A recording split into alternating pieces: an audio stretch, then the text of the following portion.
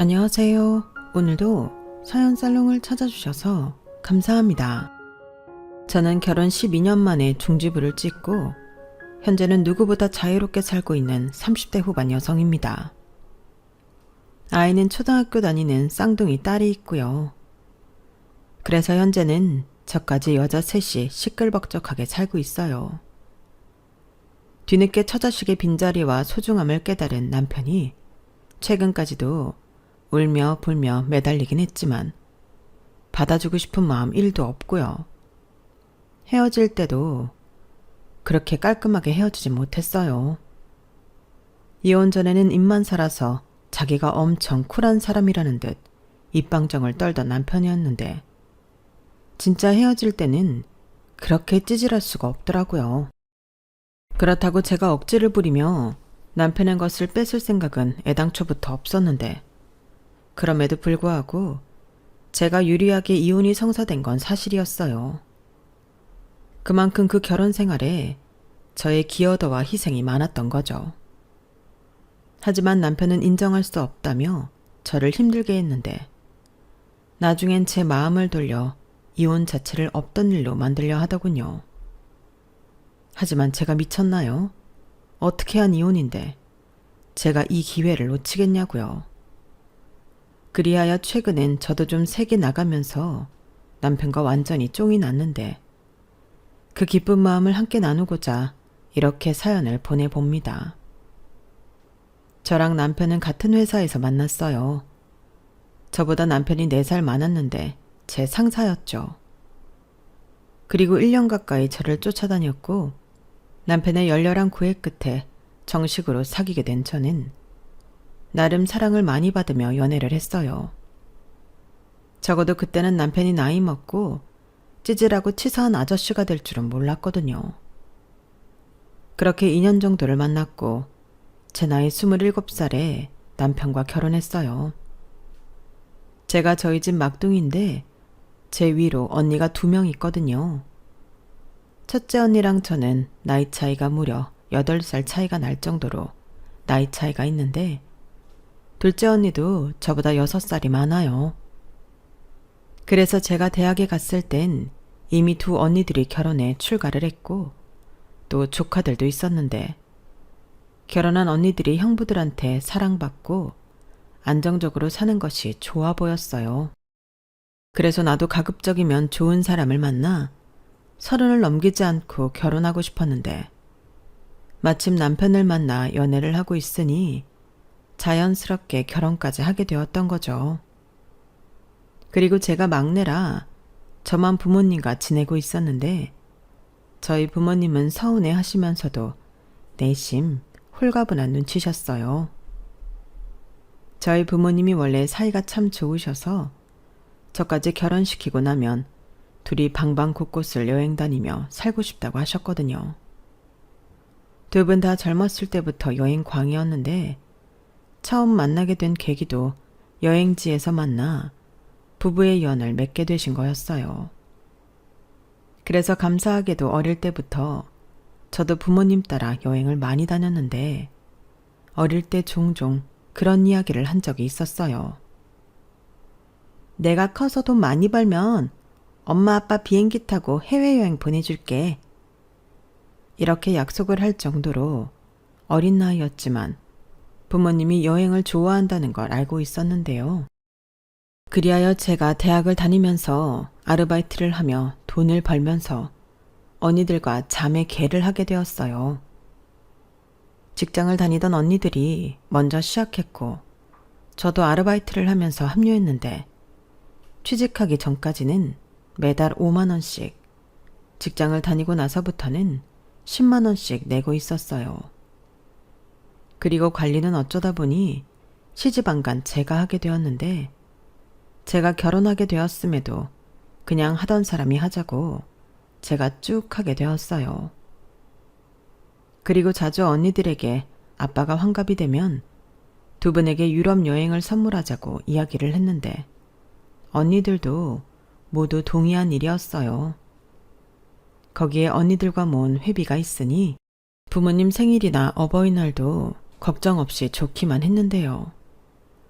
그날은 맛있는 거 먹고 부모님 선물도 해드리면서 우리 세자매 기분 내는 날이었어요. 게다가 누가 뭘 더 하고 돈을 더 주고 이런 게 아예 없으니 너무 좋았는데, 물론 두 형부와 남편도 저희가 매달 모두 합쳐 30만 원의 자매 개를 하고 있다는 걸 알고 있었죠. 솔직히 10만 원이 많이 부담되는 돈도 아니고 남편들 반응도 그러려니 하는 분위기였어요. 아니, 오히려 좋았다고 생각했는데요.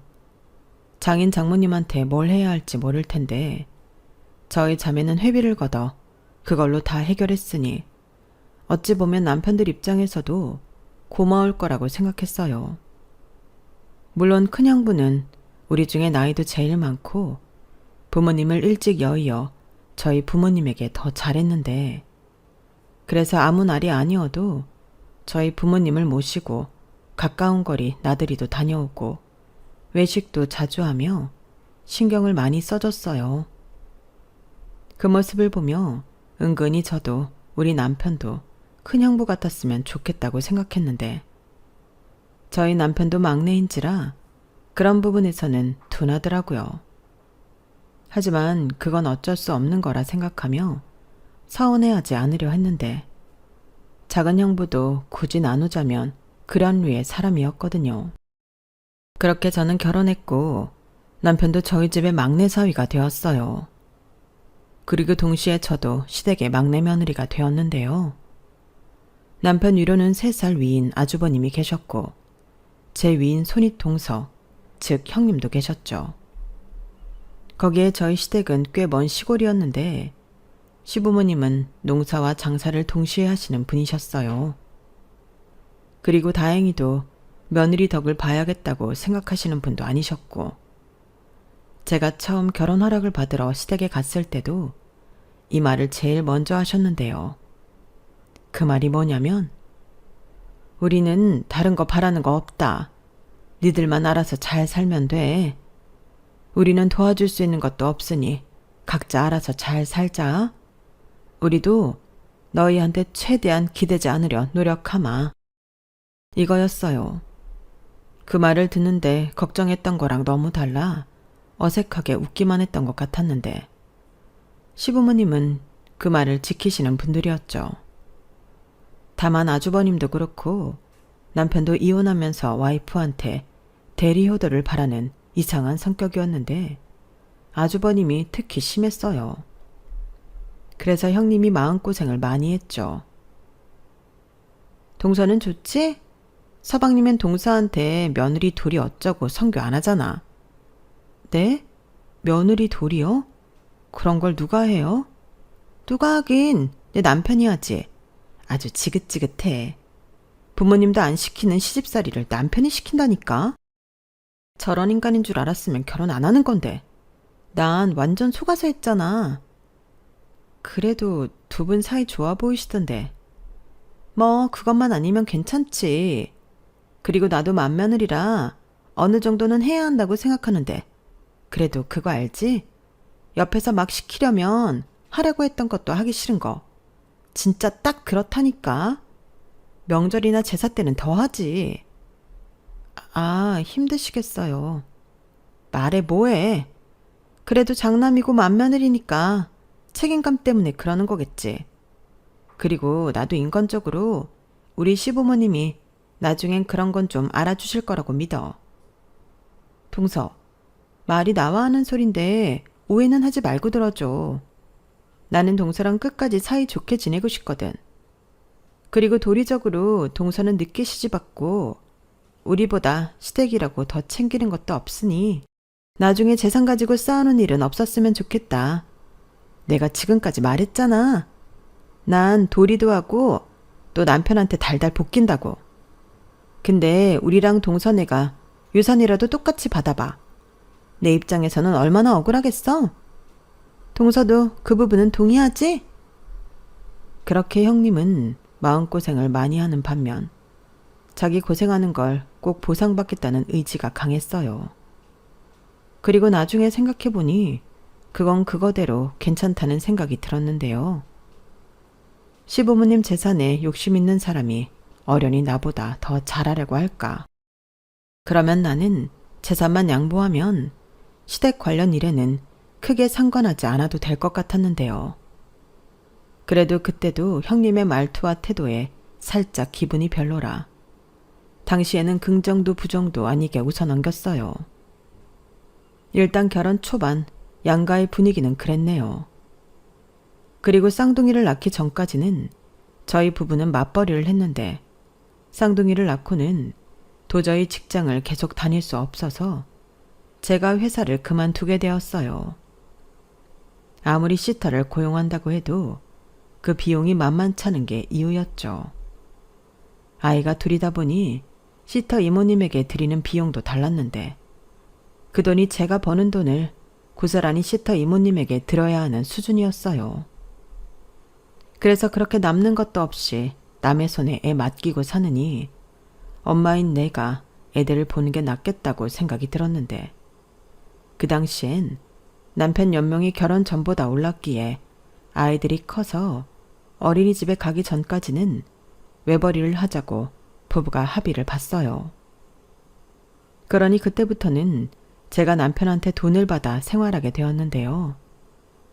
그전에는 각자 수입이 있었으니 공동 생활비를 내고 그 생활비만 제가 관리했다면 제 수입이 없어진 후에는 저는 공동 생활비를 낼 수 없으니 그게 살짝 고민이었어요.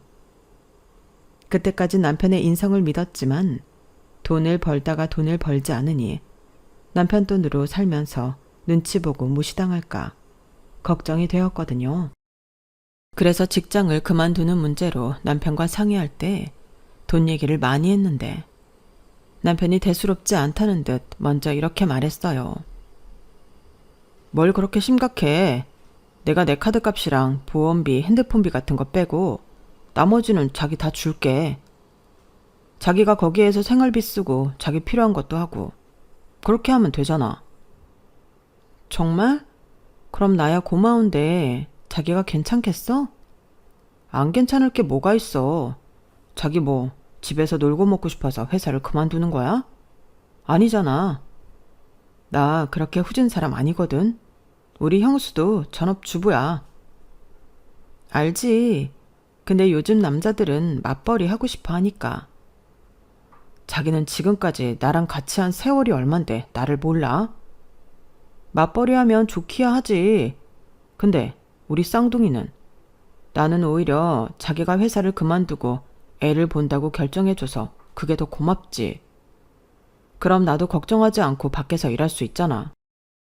그렇게 말해줘서 고마워. 대신 자기가 힘들게 버는 돈이니까 내가 최대한 아껴 쓸게. 이렇듯 남편은 그 순간 쿨하게 제 걱정거리를 해결해줬고 저는 힘들지만 행복한 육아를 하게 되었는데 솔직히 마음이 행복하긴 했어도 몸은 엄청 힘들었어요. 아이들이 동시에 먹고 싸우는데 하루 종일 허둥거리는 기분이 들었죠. 그때 친정 언니들이 도움을 많이 줬어요.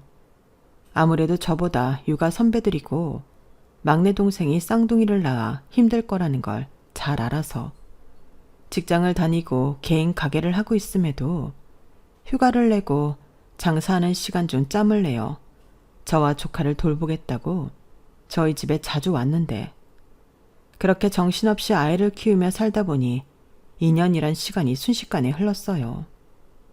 그 사이 아이들은 예쁜 짓도 많이 하고 어린이집에도 다니며 예전보다는 훨씬 인간적인 삶을 살 수 있었는데 문제는 제 취업이었어요. 아이들이 어린이집에 다녀도 하원 시간이 생각보다 빨랐고 그 시간에 퇴근할 수 있는 직업이 마땅하지가 않아서 고민을 했는데 남편은 계속 아이를 봐도 괜찮다고 했지만 스스로 용납이 되지 않았어요. 그래서 그때는 취업까진 어렵고 아이들이 어린이집에 있는 시간에 할 수 있는 파트타임, 즉 아르바이트를 구했는데 그것도 경쟁이 치열하더군요. 저 같은 작은 금액이라도 벌어보겠다는 애기 엄마가 많았거든요. 그리하여 한 10군데 넘게 돌아다니다 마트 안에서 판촉과 시식 등을 맡아 하는 파트타임을 하게 되었는데 모처럼 일을 하니 신이 났어요. 거기에 무엇보다 제가 돈을 버니 개인적으로 쓰고 싶은 옷이나 화장품 같은 걸 사도 남편한테 덜 미안했는데요. 그러다 아이들이 유치원에 입학하면서 저는 정식으로 취직을 했어요. 경단녀가 되어 다시 취업을 하기가 정말 힘들었지만 눈높이를 낮추고 또 틈틈이 업무에 관한 사전 지식 및 공부를 하니 그게 도움이 되었어요. 그렇게 저는 다시 일을 하는 직장인이 되었고 다시 맞벌이를 하니 집에 경제적으로 여유도 생겼는데 그러니 남편도 아주 티나게 좋아하더라고요.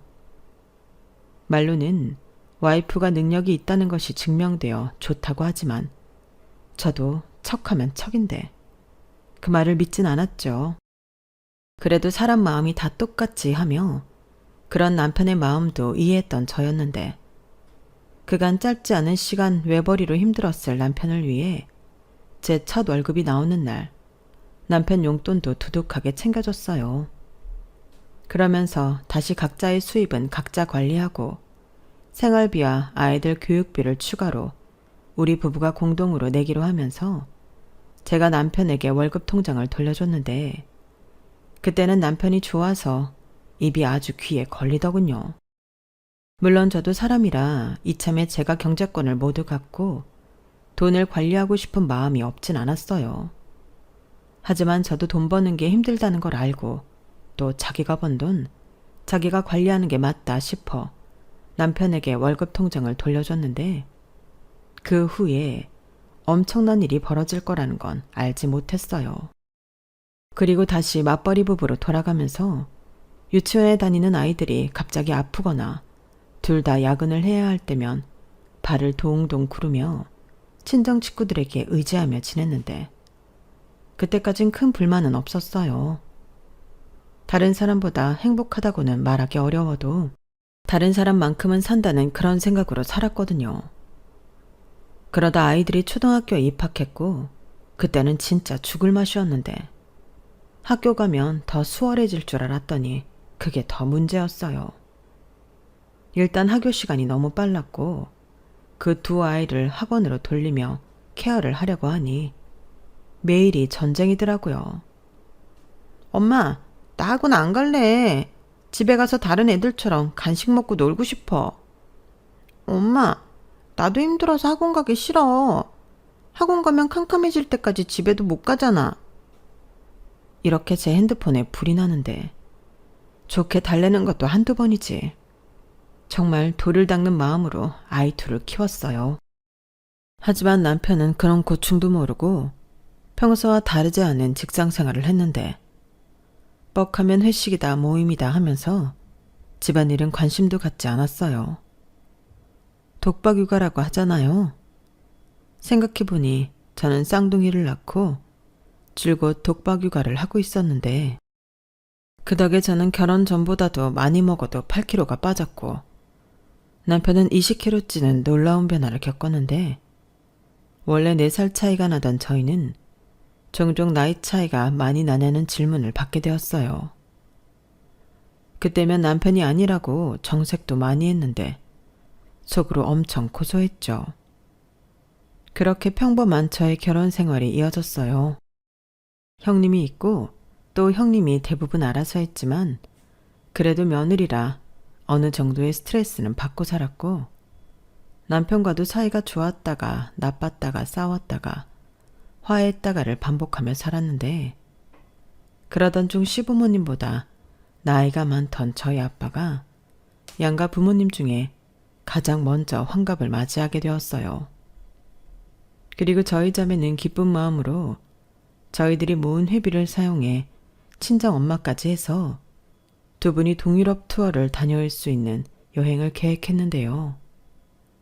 패키지는 힘들 것 같아서 두 분이 다니시되 안전을 위해 현지 여행사에서 문의해 전담 한국어 가능한 가이드까지 붙여 6박 7일 여행 코스를 짰는데요. 언니들과 모여 비행기와 호텔, 또 여행 코스를 짜며 얼마나 행복했는지 몰라요. 물론 정말 많은 돈이 한꺼번에 나가야 했지만 두 분이 프라하 성에서 야경을 보며 행복해하실 모습을 상상하며 설레는 마음으로 저희 부모님 맞춤 여행을 계획했는데 다행히 그간 자매들이 모은 회비가 상당히 많아 추가 비용이 들지 않았어요. 그리고 이윽고 식구들끼리 친정아빠 환갑을 맞이해 밖에서 외식을 하는데 남편이 걱정이 되었는지 물어보더라고요. 아니, 내가 그동안 신나게 나랑 언니들이 모은 돈으로 해외여행 보내드릴 거라고 몇 년을 떠들었는데 이 사람은 이제 와서 이걸 또 물어보지 싶었는데 그래도 좋은 날이니만큼 남편한테도 저희 자매가 준비한 여행에 대해 설명을 해주었죠. 그러자 제 말을 듣고 입이 떡하고 벌어졌던 남편이었는데 저는 그게 일종의 놀라움 같은 감탄이라고 생각했죠. 그런데 그게 아니더군요. 남편은 저희 아빠 환갑이라는 것도 잊은 듯 식사 자리 내내 표정이 어둡고 말도 하지 않았어요. 그리고 대망의 우리 자매들이 부모님을 위한 부모님 맞춤 여행에 대해 말을 하니 저희 엄마는 눈물까지 흘리며 좋아하셨는데 진심으로 기뻐하고 박수 쳐주는 형부들과 달리 남편은 소주잔만 계속 홀짝이고 있더라고요. 당연히 저 말고도 다른 가족들도 그 모습이 신경이 쓰이게 되었고 저는 남편이 왜 꼬라지가 났는지 그 이유를 알지 못했지만 그게 무슨 이유든 장인 환갑에 저게 무슨 매너인가 싶어 열이 받기 시작했는데 결국 집에 와서 폭탄 터지듯 터지고 말았어요. 애당초 싸울 것 같아 쌍둥이 애들도 큰언니 집에 보냈는데 이 인간도 저랑 한바탕 하고 싶었는지 집에 도착하자마자 누가 먼저랄 것도 없이 큰 소리를 내기 시작했죠. 그리고 남편의 말에 저는 정말 놀라움을 감출 수가 없었는데요. 저랑 친정 언니들이 그렇게 많은 돈을 모으고 있었을 줄은 몰랐답니다. 아니, 그게 자기랑 무슨 상관이야. 그 회비는 내가 대학생 때 알바할 때부터 모은 돈이야. 자기도 알고 있었잖아. 그래, 알고 있었지. 근데 그렇게 몇 천이 될 줄은 몰랐어. 푼돈 모으고 있던 거 아니었어? 심지어 자기는 일도 안 하고 내가 벌어다 주는 돈으로 살 때도 있었잖아. 그럼 그동안은 내 돈으로 회비를 냈다는 거네? 뭐? 지금 그 돈이 아까워서 그러는 거야? 치사하게? 뭐가 치사하냐? 왜 내 돈으로 자기들이 기분을 내? 나야말로 기분 나쁘지. 처형들이야. 자기들이 번 돈으로 냈으니 이해할 수 있는데. 아까 장인 장모님이 나한테 고맙다고 하진 않았잖아. 나는 그게 기분이 나쁘지. 거기에 내 돈도 몇백이 들었는데. 저는 예상치 못한 남편의 말에 어이가 없어 잠시 할 말을 잃어버렸어요. 네, 제가 일하지 않는 기간에는 남편이 주는 돈에서 그 회비 낸 거 맞아요. 그런데 아이들 어린이집에 다니고 난 후로 파트타임을 했고 그때부터는 회비도 제가 벌어냈는데 남편은 마치 저희 부모님 경비에 자기 돈이 엄청 많이 들어간 것처럼 기분 나쁘다 하더라고요. 뭐 그렇다고 해도 장인 환갑인데 자기가 따로 뭐 선물을 준비한 것도 없으면 좋게 지나갈 수 있는 거 아닌가요? 그런데 남편은 그런 개념조차 없었고 그때부터 생뚱맞게 어줍지 않은 효자가 되었는데요.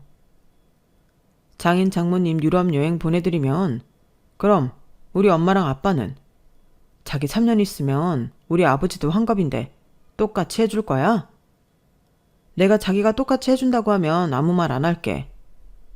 뭐? 이게 무슨 말이야? 내가 나 혼자 돈으로 우리 엄마 아빠 여행 보내드리라는 거야? 따지고 보면 회비 중에 언니들 돈이 더 많아. 나는 그냥 거기에 숟가락 얹어서 생색만 내는 거지. 자기도 마찬가지 아니야? 아니 여기서 네 돈 내 돈을 왜 따져? 따질만 하니까 따지지. 억울하잖아. 나는 우리 부모님 제주도 여행도 한번 보내드린 적 없는데 내 돈으로 장인 장모님 유럽 여행을? 야, 우리 부모님이 이 사실을 알면 진짜 속상해서 뒤로 넘어가겠다. 그럼 자기랑 아주버님도 걔 만들어서 해. 매달 2, 30만 원씩 모으면 동남아시아, 아니 조금 덥으면 가까운 유럽은 보내드릴 수 있겠네. 됐어. 내가 뭐 여행 때문에 그래? 이건 마음의 문제지. 가만 보면 자기나 처형들은 다른 식구들에 대해 배려도 없고 차별적이야. 왜 여기서 자꾸 우리 언니들 얘기가 나오는 건데? 그래, 좋아. 뭐가 그렇게 차별을 받았는지 얘기해봐. 나는 아무리 생각해도 언니들한테 도움받은 거 말고는 생각나는 게 없거든. 그러니까 말 좀 해보라고. 됐어. 나 그렇게 쪼잔한 놈 아니거든. 그냥 내 기분이 나쁘다고. 사람이 기분이 나쁜데 기분 나쁜 티도 못 내? 그게 할 소리니? 그럼 기분 나쁘면 그 상대가 누구든 상관없어? 그럼 나도 시댁 가서 기분 나쁘면 똥 씹은 얼굴로 딴짓하고 있어도 된다는 소리네. 그게 말이 되냐? 며느리랑 사위랑 같아? 며느리는 지켜야 할 도리가 있잖아. 사위는 그런 거 없어. 말도 안 되는 소리하고 자빠졌네. 그래서 사위는 도리가 없어서 그딴 식으로 했다? 그럼 그렇지 않은 형부들은 뭐야? 제발 말이 되는 소리를 해. 사위 도리가 없다고? 도리가 왜 없어? 사람이 어른한테 지켜야 하는 게 도리. 그게 따지고 보면 며느리 도리고 사위 도리 아니야? 그래서 뭐 내가 집에서 살림만 하고 있을 때 냈던 회비 돌려주면 돼? 나 파트타임 때부턴 자기가 준 생활비에서 회비 안 냈거든? 그걸 누가 믿어? 자기는 증명할 수 있어? 나야 주면 안 받을 이유 없지, 내 돈인데. 아니다. 그러지 말고 장인 장모님 여행 보내드릴 때 우리 부모님도 같이 보내줘. 우리 아버지 환갑도 당겨서 하면 되잖아. 무슨 개코 같은 소리야. 그럼 우리 자매가 모은 돈으로 시부모님까지 여행을 보내드리자고? 정신 나갔니? 시부모님은 따로 아주버님네랑 돈을 모아서 가야지.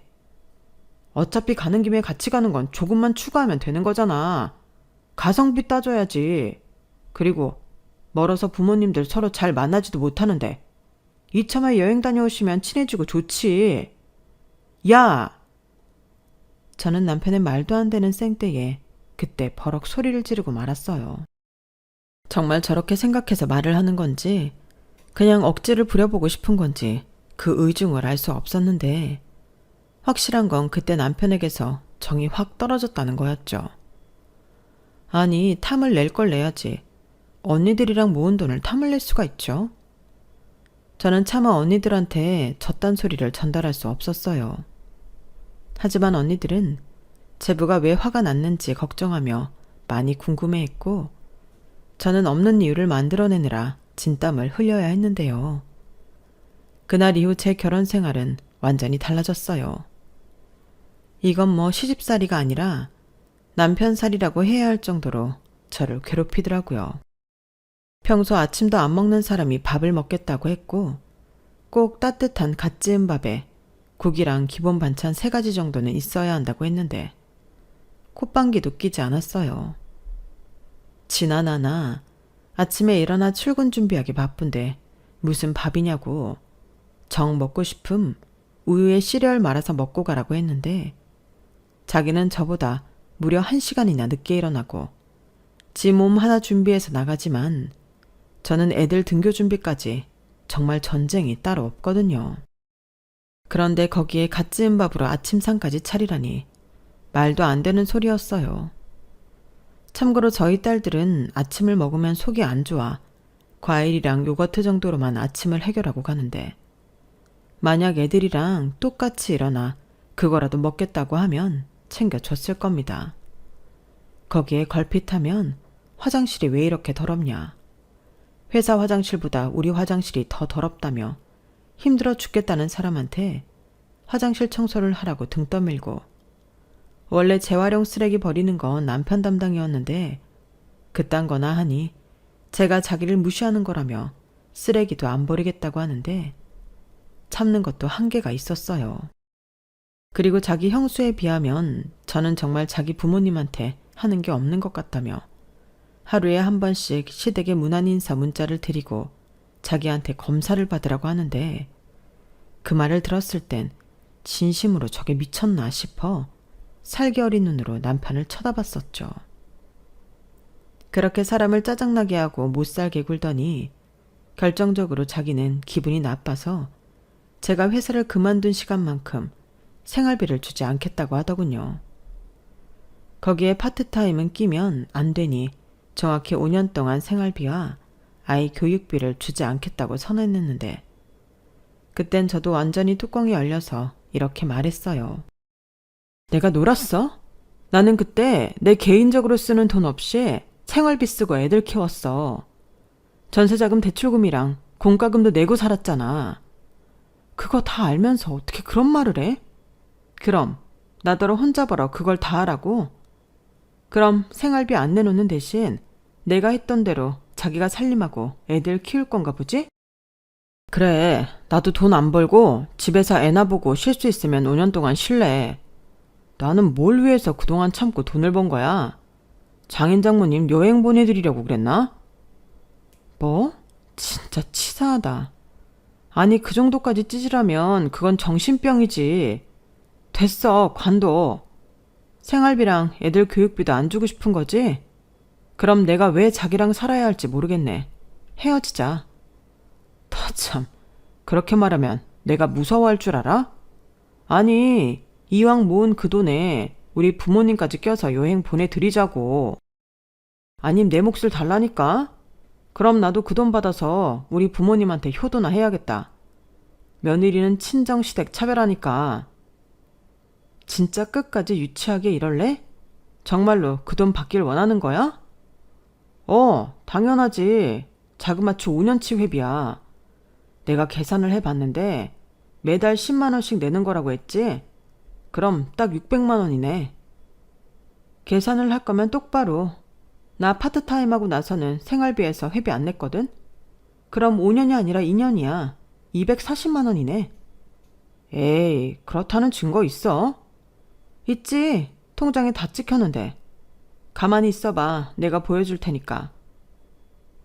저는 너무 열받아서 떨리는 손가락을 겨우 붙들고 제 개인 계좌에 로그인을 했어요.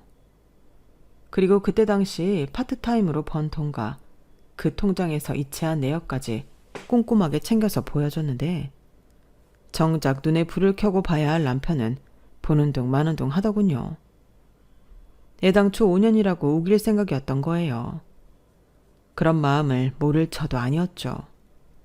그래서 내친 김에 남편 계좌로 바로 240만을 보내줘버렸는데 남편이 자기 핸드폰에 뜬 알람을 보고 아무 말도 못했어요. 입금한 거 확인했지? 이제 우리 엄마 아빠 여행에 자기 돈 10원도 한 장 안 들어갔으니까 그만 떠들어. 그리고 나 이혼하겠다는 거 그냥 하는 말 아니거든? 생활비도 못 주겠다는 남편이랑은 더는 살고 싶지 않으니까 그런 줄 알아. 그런 줄 알라고 하면 내가 뭐 순순하게 이혼해 줄 줄 아냐? 그리고 믿지 않겠지만 나는 돈 때문에 그런 게 아니야. 웃기고 자빠졌네. 돈 때문에 그런 게 아니라고? 너는 양심도 없냐? 돈 때문에 그런 거 다 알거든? 어디 그 돈으로 효자 노릇 잘해봐. 저는 그렇게 말하고 아무런 미련도 없이 제 짐과 딸아이 짐을 쌌어요. 처음엔 딸들도 당황하고 엄마 그러지 마. 엄마 화났어? 우리 어디 가? 이런 식의 말을 했는데 제가 너무 힘들어 언니들에게 SOS를 치니 언니와 형부들이 바로 저희 집으로 들이닥쳤죠.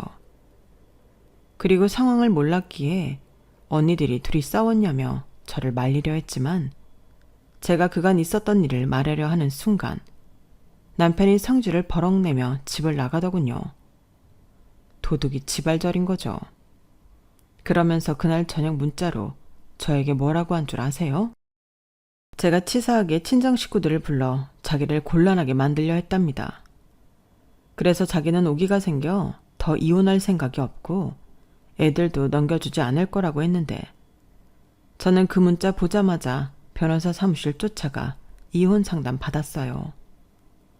아빠 노릇이라고 돈 벌어다 주는 것 말고는 없었고 거의 저 혼자 미혼모처럼 아이들을 키웠는데 딸들을 뺏길 수 없었거든요. 그리고 고민하다 시부모님에게도 연락을 드렸어요. 어머니, 죄송한 말씀을 좀 드려야 할 것 같아서 고민 많이 하고 전화드렸어요. 왜? 무슨 일 있냐? 그게요. 제가 애들 아빠랑 더는 살기가 어려워서. 저는 차분히 그간의 일들을 자세하게 설명드렸어요. 그러면서 감정이 올라와도 남편에 대한 나쁜 말은 최대한 하지 않으려 노력하며 팩트만 전달했는데 시어머니가 아무 말씀도 안 하시더군요. 그래서 전화가 끊어졌나 싶을 정도의 긴 침묵이 이어졌어요. 그리고 이윽고 시어머님이 말씀을 하셨는데요. 네 마음은 이미 굳어진 거냐? 다시 생각할 여지가 있는지 물어보는 거야. 죄송해요. 제 마음은 이미 확실해졌어요. 그래, 알았다. 그동안 못난 내 아들이랑 살면서 네가 고생이 많았구나. 내가 대신 사과하마. 미안하다. 나도 팔이 안으로 굽는 부모라 내 자식 말도 들어봐야겠다 싶은데 그래도 네가 그러겠다 결심했다고 하니 내가 네 뜻은 잘 알겠다. 우리가 또 통화를 할 일이 있을까 싶어 하는 소린데 내 아들이랑 헤어져도 건강 잘 챙기고 잘 지내라. 바빠서 이만 끊어야겠다. 전화해줘서 고맙다. 시어머니는 그렇게 말씀하시고 전화를 먼저 끊으셨어요. 그리고 끊어진 전화에 저는 한동안 아무것도 할 수 없었는데 그냥 너무 죄송하더군요. 남편과는 정말 못 살겠다는 마음이 100%, 200%인데 제가 시어머니 마음을 무겁게 해드려 그게 너무 죄송했어요. 하지만 이혼하는 마당에 이제 나는 며느리도 아니니 연락할 필요 없다. 그러기는 싫었는데요. 그렇게 저는 이혼 소송을 진행했고 그때까진 막내 딸의 이혼에 대해 알지 못했던 친정 부모님은 꿈에 그린 동유럽 여행을 떠나셨어요. 제가 언니들에게 친정 부모님 돌아오면 그때 말씀드리자고 했거든요. 그리고 저는 큰언니 집에 애들이랑 있었는데 당시 큰언니가 몸 상태가 나빠져 1년의 휴직계를 냈고 그 덕에 언니가 저희 아이들 케어까지 하게 되었어요. 언니 미안해. 언니 쉬고 싶어서 낸 휴가인데. 됐어. 뭐 옛날 같은 갓난아이도 아니고. 너 회사에 가 있는 동안인데 내가 내 조카들 못 볼까 봐? 나도 무료하지 않고 좋아. 내가 딸이 없잖냐? 아들만 둘을 키웠더니 재미 하나도 없었는데. 예빈이 예솔이 보고 있으면 너랑 은혜 어릴 때 생각나서 재밌어. 그래도 이러려고 이혼하겠다고 한 건 아니었는데 나 호텔 가도 돼. 개 풀 뜯어먹는 소리 한다. 너 혼자면 몰라도 애들이 어떻게 호텔 생활을 해.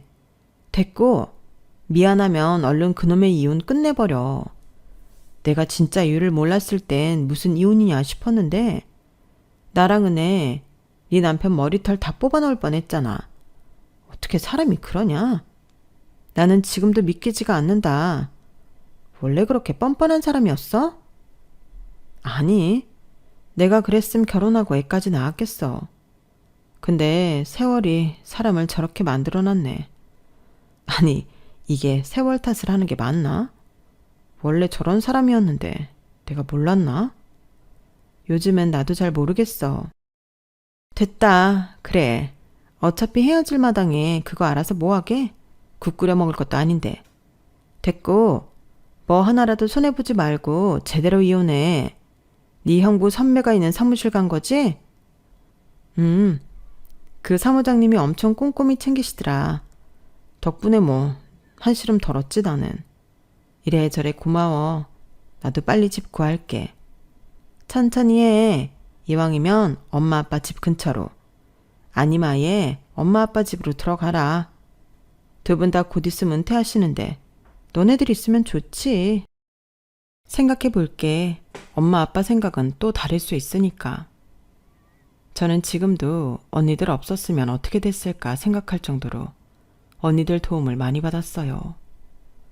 특히 큰언니 도움을 전적으로 받았는데 성격이 불같은 작은 언니는 결국엔 남편 회사를 찾아가 남편 머리털을 다 뽑아놓고 왔더라고요. 작은 형부가 경찰인데 작은 언니가 신고를 당해 형부가 가운데서 많이 난처했다는 소리를 나중에 들었어요. 게다가 언니가 남편을 찾아갈 때 큰 현수막 같은 것도 만들어 로비에 걸었다고 했는데 그 덕에 남편이 아주 유명인사가 되었다 하더군요. 결국 그것 때문에 작은 언니가 명예훼손으로 고소를 당했는데 그때 저희 언니가 그랬어요. 네가 훼손당할 명예가 있냐? 지나가는 똥개가 없겠다. 저 말을 했는데 지금도 저희들끼리 모이면 빠지지 않는 명언이 되었어요. 그렇게 작은 언니가 깽판을 쳐서 제 이혼 소송은 다소 시간이 걸리게 되었지만 저는 결국 깔끔하게 승소했어요. 그리고 아이들이 아빠의 유대관계가 부족하다는 점이 받아들여져 친밀도가 높은 제가 양육권을 갖고 오게 되었고 재산 분할 기여도에도 상당수 인정받은 부분이 있어 정확히 재산의 반절을 가져올 수 있었는데 그러는 과정에 전혀 몰랐던 사실을 알게 되었어요. 이 인간이 비트코인에 미쳐 자기가 가지고 있던 것은 물론이고 개인 신용 대출까지 받아 탕진한 상태였는데 그래서 전세 보증금을 저랑 반씩 나누면 생활이 안 된다고 하더라고요. 거기에 자기는 빚 때문에 양육비도 못 준다며 양육비 안 받는 조건으로 이혼을 하든 아니면 이혼을 하지 말자고 하는데 제가 헛소리하지 말라고 했습니다. 다른 건 모르겠는데 아이 아빠가 양육비를 안 주려고 꼼수를 부리는 게 너무 역겨웠어요. 그래서 집 보증금을 전부 제가 받는 조건으로 양육비를 안 받겠다고 조건을 걸었고 남편은 그럴 수 없다며 다시 핏대를 올려 다시금 법적 다툼이 이어졌는데 남편이 수입이 없는 게 아니었기에 법원에서는 매달 양육비로 260만 원씩 아이들이 성인이 되기 전까지 송금하라는 판결이 나왔어요. 그리하여 남편은 결국 더럽고 치사하다며 집 보증금을 저에게 모두 넘겼죠. 계약 당시 공동명의였기 때문에 남편의 동의하에 보증금을 반환받게 되었어요. 그리고 남편은 보증금 500에 40만 원 월세에 들어갔는데 처음엔 보증금만이라도 달라고 찌질하게 굴길래 대꾸도 안 했습니다. 남편은 자기가 가진 걸 모두 뺏겼다고 생각하지만 사실 계산을 제대로 하면 제가 손해였거든요. 260만 원씩 남은 8년을 받는다고 하면 2억이 넘는데 저희 보증금을 반반씩 나누면 1억이 안 됐어요. 그러니 그 500만 원도 저는 줄 수 없다고 했고 모든 게 다 끝났으니 다신 연락하지 말라고 했는데 처음 반년 정도는 잠잠하다 그 후로 남편이 계속 매달리기 시작했어요. 혼자 살아보니 가족이 그립다느니 애들이 너무 보고 싶다느니 마누라의 소중함을 깨달았다며 혼자 생쇼를 다 했는데 너무 싫었네요. 저는 이혼하고 너무 좋았거든요.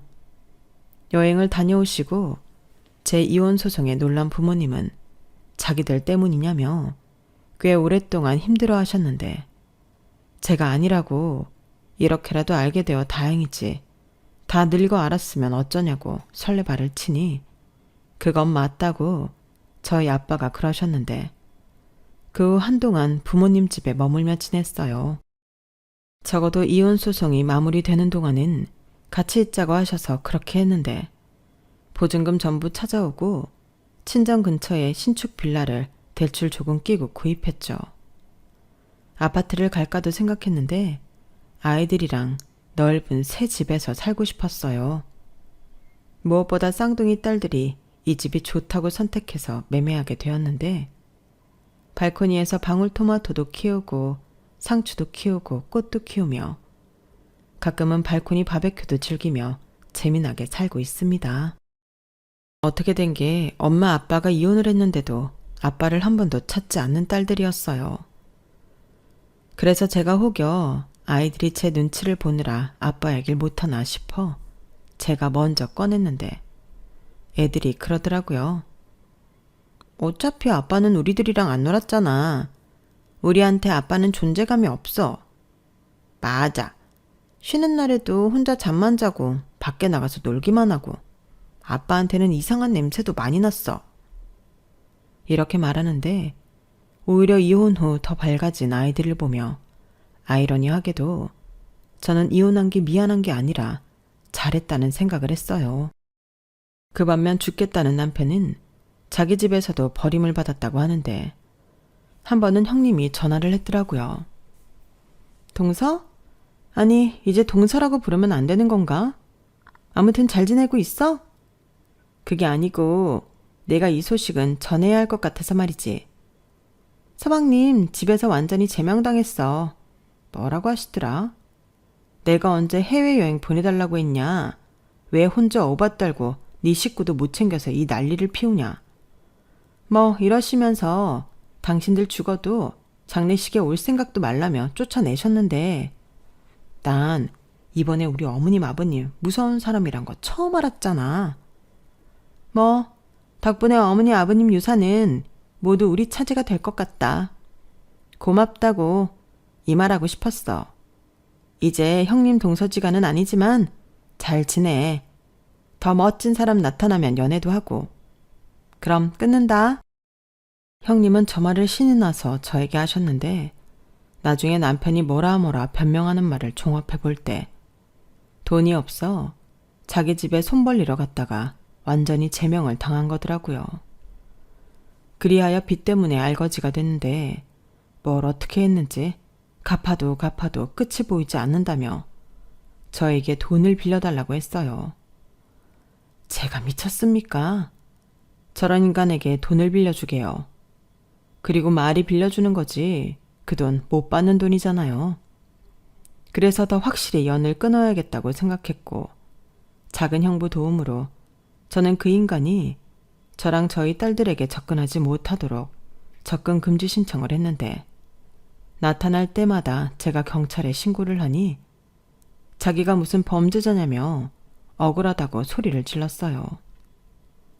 그리고 형부가 찾아가 돈 100만 원 찔러주며 다시는 저 찾아오지 말고 다음에 또 걸리면 돈도 돌려받고 있는 거 없는 거 탈탈 털어 진짜 전과자 만들어주겠다고 협박을 했다는데 눈앞에 놓인 돈에 눈이 돌아 알겠다며 각서에 지장을 찍었대요. 진짜 이상한 사람 아닌가요? 아무튼 그 후 정말로 남편놈은 저희 모녀지간 앞에 나타나지 않게 되었어요. 형부가 이젠 진짜 걱정하지 말라며 저를 안심시켜줬는데 어쩜 이렇게나 제 주변엔 고마운 사람들밖에 없는지 모르겠어요. 그나저나 이혼하지 않았다면 저놈이 저렇게 비트코인에 돈을 말아먹고 있다는 사실도 모르고 내내 같이 살았을 텐데 그것도 모르고 계속 살았다면 어떻게 되었을까? 지금도 아찔하기만 합니다. 그래서 이혼은 어찌 보면 제 인생을 구해준 것과 다름이 없어요. 그리고 내 집에서 우리 예쁜 딸들과 매일매일 즐거운 추억을 만들어가고 있는데 앞으로도 더 힘을 내서 지금 이 행복을 지키고 싶은 마음입니다. 거기에 더불어 친정 부모님, 언니들, 형부들까지 받은 만큼 언젠가는 보답할 수 있었으면 좋겠어요. 그리고 끝으로 본의 아니게 큰 고민거리를 안겨드린 시부모님에게도 심심한 사과의 말씀을 전해드리고 싶습니다. 표현은 하지 않으셨지만 누구보다 며느리들과 잘 지내려 노력하시고 사셨다는 걸 잘 알고 있어요. 그래서 정말 이혼은 했지만 순수하게 건강하셨으면 좋겠다는 마음인데요. 부디 부족했던 며느리 빨리 잊으시고 행복하게 사셨으면 좋겠습니다. 이상 제 사연은 여기까지였어요. 결혼 전부터 모았던 친정 회비 때문에 이혼하게 될 줄은 몰랐는데 제 사연 어떻게 들으셨는지 궁금합니다. 저는 지금도 아주 잘 지내고 있고 앞으로도 남편 없이 더 보란듯이 잘 살 거예요. 그리고 우리 딸들에게도 든든한 버팀목이 되어주는 게 현재 목표인데 제가 제 목표를 끝까지 잘 지켜낼 수 있도록 많은 응원 부탁드립니다. 그럼 지금까지 제 사연 들어주셔서 감사드리고요. 앞으로 더 씩씩하게 잘 살겠습니다. 안녕히 계세요. 여러분, 사연 댓글에 응원과 현명한 조언 부탁드려요. 좋아요와 구독은 저에게 큰 힘이 됩니다. 오늘도 좋은 일 가득하세요.